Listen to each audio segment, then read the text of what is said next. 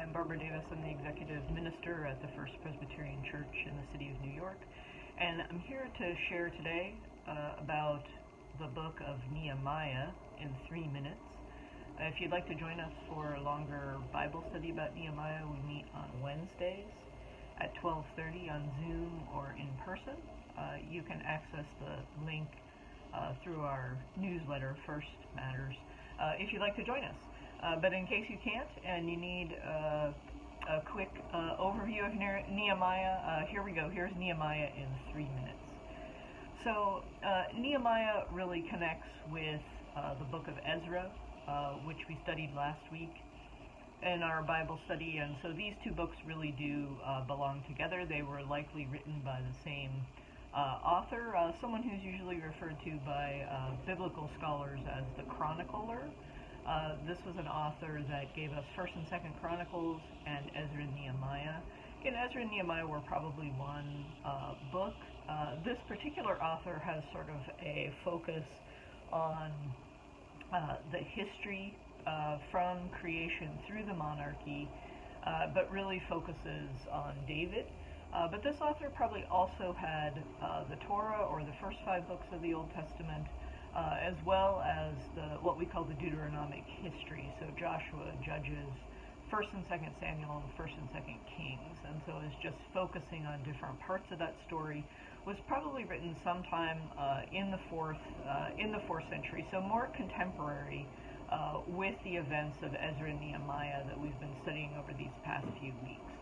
So if we think about Nehemiah as sort of the second part of what we started in the book of Ezra, we know that Nehemiah is really focused on the return of the people from exile.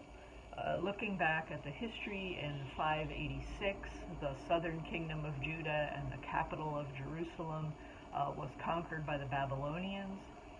The Babylonians took especially a lot of the religious leadership from Jerusalem back to Babylon with them, as well as the destruction of the temple. That really sort of uprooted what was the Jewish practices of that time.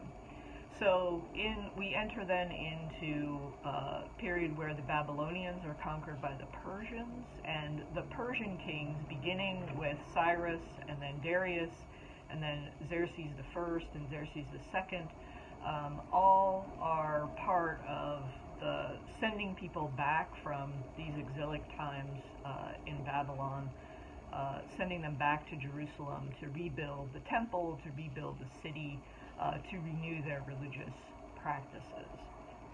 And so Nehemiah, the book itself, the first half of it is really focused on the rebuilding of Jerusalem's walls.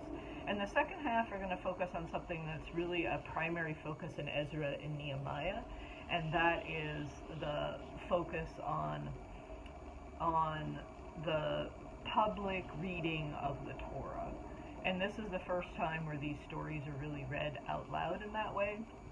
And this becomes a primary focus. This is, we'll see in the book of Nehemiah that this is actually Ezra reading through this.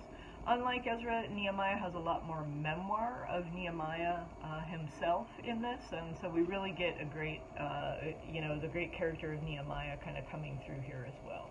So there's Nehemiah in 3 to 4 minutes for you.